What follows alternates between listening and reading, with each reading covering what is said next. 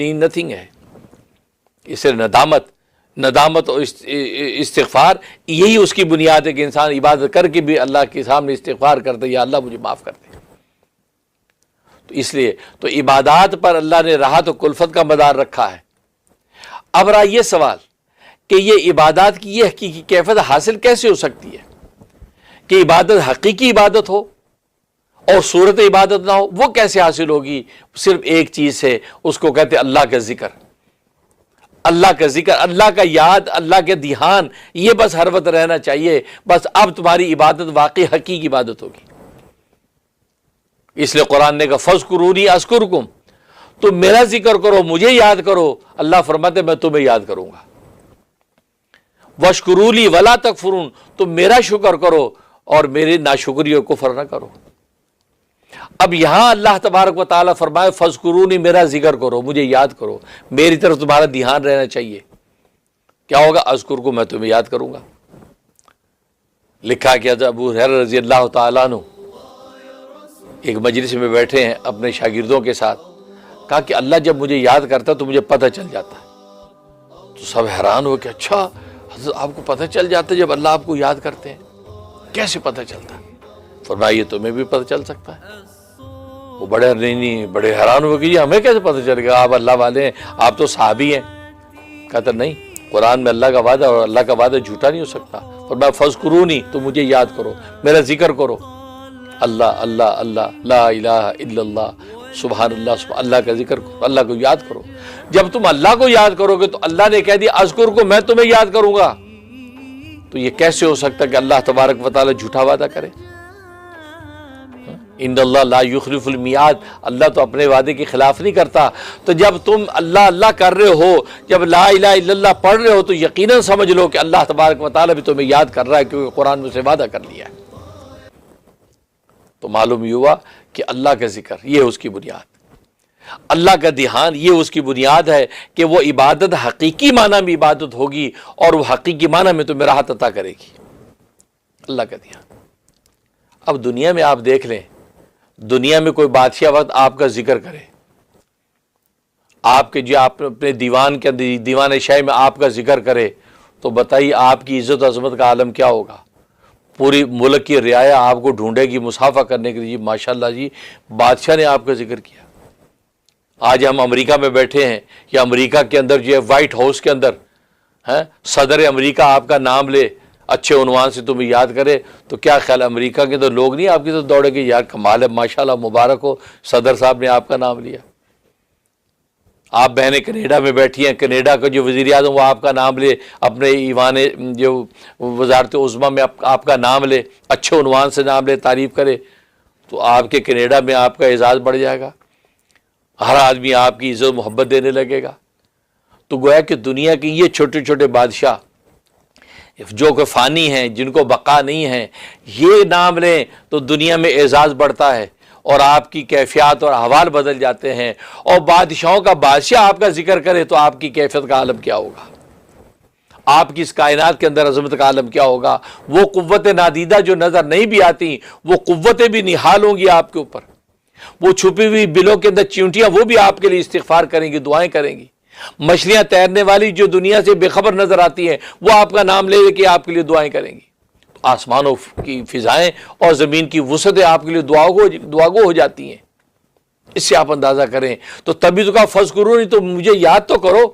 تو مجھے یاد کرو گے، میں تمہیں یاد کروں گا. اللہ ہمارا تذکرہ کریں گے، ان ملائکہ کے سامنے تذکرہ کریں گے، پوری کائنات میں اس کی چھاپ پڑے گی، اور یہ بندہ اللہ تبارک و تعالیٰ کی ساری مخلوق کا مقبول و محبوب بن جائے گا.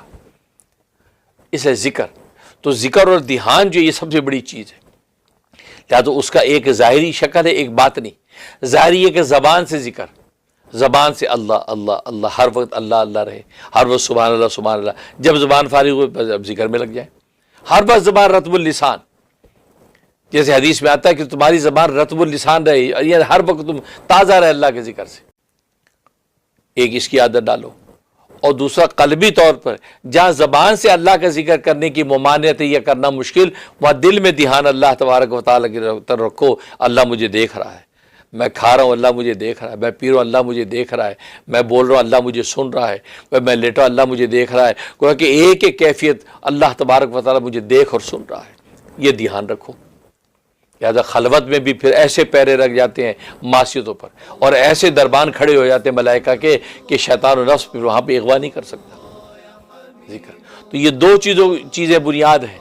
لہٰذا آج مائیں گھروں کے اندر پریشان ہوتی کہ بچے پتہ نہیں وہ ہر وقت ٹی وی میں لگے رہتے ہیں، ہر وقت ویڈیو گیم میں کھیلتے ہیں، اب بے دھیان ہیں، ہمارا خیال نہیں کرتے. ان کو ذکر کی عادت ڈالو، ان کو ذکر کی عادت ڈالو. بچپن سے ان کو بیٹا ہر وقت اللہ اللہ کرتے، ہر وقت سبحان اللہ سبحان اللہ. یہ سبحان اللہ کا کلمہ تو ویسے ہی اتنا میٹھا، اتنا پیارا، اتنا کمال کا ہے. یہ سکھا دو بچوں کو کہ بیٹا جب فارغ سبحان اللہ سبحان اللہ سبحان اللہ، خود بھی ان کے سامنے کرنے کا. اسکول جا رہے ہو سبحان اللہ پڑھتے جاؤ، لا الہ الا اللہ لا الہ الا اللہ. تو ذکر کی عادت ڈالو، اللہ اللہ اللہ کی عادت ڈالو. تو بچپن سے بچوں کو جب آپ عادی بنا دیں گے تو زبان جب ان کی پاک اللہ اللہ کرے گی تو دل میں کا دھیان بیٹھے گا. اور آج حالت یہ کہ ہم بچوں کو اللہ کے ذکر کی طرف متوجہ کرتے نہیں، ان کے زبانوں کو ذکر میں مصروف نہیں کرتے، تو نتیجہ کیا ہوتا ہے؟ وہ پھر ان کی نگاہیں ویڈیو گیموں میں اور فضولیات کے اندر، پھر زبان سے بھی الفاظ من مرضی کے جیسے چاہے نکالیں. نہیں، ان کو ذکر کا عادی بناؤ. مشہور واقعہ آپ نے سنا ہے حضرت سر سقطی رحمۃ اللہ علیہ کا. سر سقطی رحمۃ اللہ علیہ کے ماموں بڑے اللہ والے تھے، وقت کے اولیاء کاملین میں سے تھے، اور یہ سر سقطی 7 سال کے تھے، 7 ایئر. تو ایک دن ماموں نے کہا کہ بیٹا کیا اللہ نے جو تمہیں اتنی نعمتیں دے رکھی، کیا تیرا دل نہیں چاہتا اللہ کو یاد کرے، اس کا تھینک یو کرے آج کی زبان میں؟ ہاں جی بالکل. کہتا پھر تم جو ہے نا یہ 3 جملے یاد کر لو، یہ روز 7 دفعہ پڑھ کے سویا کرو. کیا؟ اللہ ناظری، اللہ مجھے دیکھ رہا ہے. اللہ ناظری، اللہ مجھے دیکھ رہا ہے. اللہ شاہدی، اللہ یہاں میرے پاس موجود ہے. اللہ معی، اللہ میرے ساتھ ہے. تو گویا کہ اللہ ناظری، اور دوسرے روایت پہ اللہ حاضری ہے. اللہ ناظری، اللہ مجھے دیکھ رہا ہے. اللہ حاضری، اللہ یہاں حاضر ہے، موجود ہے. اللہ معی، اللہ میرے ساتھ ہے. فرمایا ان 3 چیزوں کو پھر 7 دفعہ کیا کرو. اب وہ 7 سال کا بچہ ہے، سونے سے پہلے ہی پڑھتا ہے اللہ ناظری، اللہ حاضری، اللہ معی. شروع میں ماموں خود کہلوا دیتے ہیں، اس کو پکا ہو گیا. اب کیا آج ماں سونے سے پہلے بچوں کو یہ نہیں کہلوا سکتی؟ بچوں پڑھو اللہ ناظری، سب بچے اللہ ناظری، اللہ حاضری، اللہ حاضری، اللہ معی، اللہ میرے ساتھ ہے. وہ مانا پہلے سمجھا دو، اب ان کو کہلواؤ.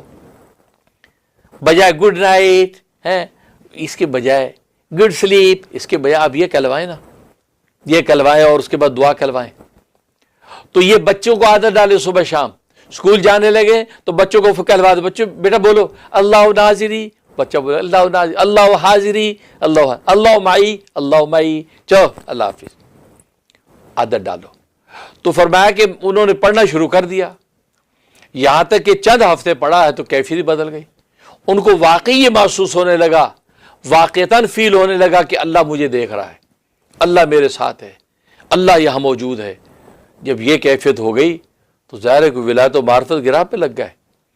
پھر اپنے وقت کے ایسے بڑے اولیاء کاملین میں شامل ہوا کہ وقت کے اولیاء کاملین کے سردار بن گئے، حضرت سر سقطی رحمۃ اللہ علیہ. اور جب ان کا وصال ہونے لگا، انتقال ہونے لگا، تو جو ان کے مریدین متوسلین تھے وہ کلمہ پڑھتے تھے لا الہ الا اللہ. کیونکہ تلقین کا طریقہ یہ ہے کہ جب جس پر موت کے آثار طاری ہوں تو اس کے سامنے بلند آواز سے کلمہ پڑھنا شروع کر دیں. تلقین کا مطلب یہ نہیں کہ اس جو مرحوم سے کہے، یعنی اس مرنے والے سے کہے کلمہ پڑھ، ابا جی کلمہ پڑھ لیجئے، اماں کلمہ پڑھ لیجئے، اس کو ہلا لا کے کہہ کے پڑھواتے کلمہ. یہ تلقین کا مطلب یہ نہیں ہے. کیونکہ اگر اسے انکار کرے میں نہیں پڑھتا، اس پر جو کیفیت ہے اس وقت موت کی سکرات کی تکلیف کی، کہا کہ چپ کرو میں نہیں پڑھتا. اب آپ کیا کریں گے؟ پریشان ہو جائیں گے نا، اوہو پتہ نہیں ابا جی نے ایسے الفاظ کہے تھے، ایمان رہا کہ نہیں رہا. لہٰذا آپ ان کو کسی ایسی دباؤ اور پریشر میں ڈالیں ہی نہ کہ جہاں وہ جھجلا کے الٹی بات کریں.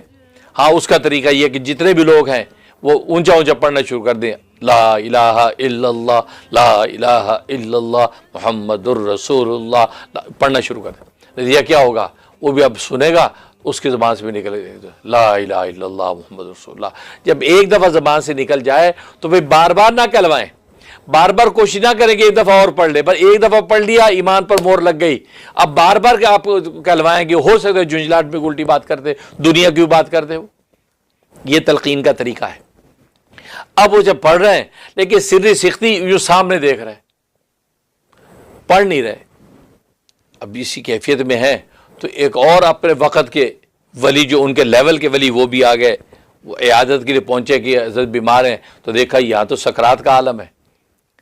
جیسے انہوں نے ان کو دیکھا تو اشارے سے بلایا اور ہاتھ پکڑا ان کا، اور پکڑ کے کیا کہا کہ یہ لوگ مجھے اسم کی طرف بلا رہے ہیں مسمہ سے ہٹا کے، میں تو اپنی آنکھوں سے مسمہ کو دیکھ رہا ہوں. یعنی یہ اللہ کے نام کی طرف مجھے بلا رہے ہیں کہ میں لا الہ الا اللہ پڑھوں، یہاں تو مجھے اللہ کی ذات گویا نظر آ رہی ہے، اللہ کی آغوش کھلی ہوئی ہے اور میں تو اللہ کی آغوش کے دیکھنے کے مزے لے رہا ہوں. دیکھو کس مقام پہ پہنچے. تو ان اللہ والے نے لوگوں سے کہا تو یہ دل برا نہ کرو کہ زبان سے کلمہ جاری نہیں ہو رہا، تم کلمے پہ ہو، وہاں تو حقیقت نظر آ رہی ہے، وہاں تو غیب کے پردے ہٹ گئے، وہ تو اللہ تبارک و تعالیٰ کی ذات و صفات کے نظارے اڑا رہے ہیں، اتنے اونچے مقام پہ پہنچے. تو بچوں کو اس بات کی عادت ڈالو، سونے سے پہلے یہ سکھا دو، پھر دیکھو بچے انشاءاللہ کالج جائیں، یونیورسٹی جائیں، کہیں بھی جائیں، انشاءاللہ اللہ اس کے ساتھ ہوگا. جب اللہ ساتھ ہوگا تو پھر نفس و شیطان قریب نہیں پھٹکے گا. لیکن آج مائیں دنیا کی ساری رکھوسلے کریں گی، یہ نہیں کریں گی. اس لیے جو بہنیں مجھے سن رہی ہیں وہ اپنے بچوں کی تربیت کے لیے اس بات کو بنیاد بنا رہے ہیں کہ اللہ ناظری، اللہ حاضری، اللہ معی، یہ سبق ان کو پکا کرا دیں. اردو میں انگریزی میں اس کا ترجمہ پکا کرا دیں، اور کہا کہ بیٹا 7 دفعہ تم نے اس کو روز پڑھنا ہے. سونے سے پہلے ان کو کہلوائیں، سب بچوں کو کہلوائیں، خود بھی اپنے آپ، کیونکہ آج ہم بھی بچے ہی ہیں، آج کی مائیں بھی بچیاں ہی ہیں. یہ کون سا جو ہے ولایت و معرفت اور علم و معرفت میں جو بالغ ہو گئی ہیں، بچپنا ہی ہے. یہ دنیا کی انسٹرومنٹ اور یہ رنگ رلیوں کے اندر کھوئے ہوئے ہم سب اپنا بچپنا دور کریں. یہ اس کا ورد 7 مرتبہ روز سونے سے پہلے کریں، اور بچوں کو جب موقع ہے اس کو یاد کروائیں، تو بچوں کو واقعتاً وہ حقیقت محسوس ہونے لگی کہ اللہ ہمارے ساتھ ہے. جبکہ قرآن میں اللہ بار بار کہتا ہے میں تمہارے ساتھ ہوں، میں تمہارے ساتھ ہوں، میں تمہارے ساتھ ہوں، اللہ تمہارے ساتھ ہے جہاں بھی تم جاؤ. لیکن ہمیں اس مائیت کا احساس اسی لیے نہیں ہوتا، ہم نے اس پہ کوئی مشق ہی نہیں کی، ہم نے اس کے اوپر کوئی دھیان ہی نہیں دیا، تبھی ہمیں احساس نہیں ہوتا کہ اللہ ہمارے ساتھ ہے. کیونکہ ہم تو اندھے ہیں نا. اب اندھے کو کیا پتا کہ میرے ساتھ کون بیٹھا ہے؟ ہم دل کے اندھے ہو چکے ہیں، اس لیے ہمیں یہ احساس نہیں ہوتا کہ ہمارے ساتھ اللہ ہے اور ہماری شارک سے بھی قریب ہے. تو مائیت الہی یہ وہ بنیاد اور ذکر سے مقصود اصل میں یہی ہے. یہ مائیت الہی اللہ کے ساتھ ہونے کا تصور جب قائم ہو جائے، اس کا مطلب ہے کہ منزل مل گئی. اس سے اللہ کا ذکر، تو ذکر کی عادت ڈالو، اور ذکر کی جب عادت پڑے گی نتیجہ کیا ہوگا؟ پھر عبادتیں اپنی حقیقت کے ساتھ اللہ کے پاس پہنچیں گی، اور جب حقیقت کے ساتھ پہنچیں گی تو اللہ تبارک و تعالیٰ کی طرف سے حقیقی راحتیں اترے گی. پھر صورتیں نہیں، حقیقتوں کے ساتھ راحتیں اتریں گی، اور واقعی انسان بظاہر ساز و سامان دنیا کا کم بھی ہو، کوئی کمپیریزن کسی سے نہیں کرے گا، بلکہ اپنے دل کی دنیا کی جنت میں ہے کہ خوشیاں منائے گا. ورنہ وہی ہوگا جیسے آج ہم مکان بنا بھی لیتے ہیں، ہم کمپیریزن کرتے ہیں، یار سامنے والے کا مکان اچھا ہے، مجھے یوں نہیں یوں بنانا ہے. یا گاڑی لے دی، یار وہ فلاں گاڑی لینی ہے، فلاں والے اس کی گاڑی اچھی ہے. وہ ساری زندگی کمپیریزن کے اندر یہ اس کے اندر پڑا رہے گا کہ یہ اس سے اچھا سوٹ میں اس سے اچھا لے لو. اب عورتیں بہنیں اکٹھی ہوتی ہیں، ایک دوسرے کو سوٹ دیکھتی ہیں، زیور دیکھتی ہیں، گھر جا کے اس پہ شروع ہو جاتی ہیں، اور اس نے جو سوٹ پہنا تھا ایسا سوٹ ہے، پتہ نہیں کہاں سے کون سا سوٹ لیا، کس برانڈ کا سوٹ ہے، اور فلاں زیور لیا، وہ مجھے ویسا بنوانا ہے، میاں کے سر ہو جاتی. یہ کمپیریزن نکل جائے گا. یہ سوچے گا ان کی کوئی چیتروں کی حقیقت نہیں. حقیقت کیا ہے؟ اللہ تبارک و تعالیٰ کا تعلق، اور وہ پیدا ہوگا اللہ کے ذکر سے. اسے اللہ کے ذکر کی عادت ڈالو. اللہ سے دعا ہے کہ اللہ تبارک و تعالیٰ عمل کرنے کی توفیق نصیب فرمائے. آمین یا رب العالمین. وآخر دعوانا الحمدللہ رب العالمین.